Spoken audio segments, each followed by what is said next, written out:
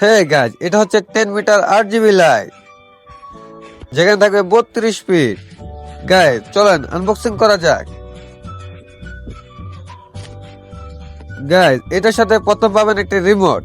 এটি গাইজ এভাবে খুলে ফেলতে হবে, তারপরে গাইজ বেরিয়ে আসবে এখানে থাকা 10 মিটার RGB লাইটটি।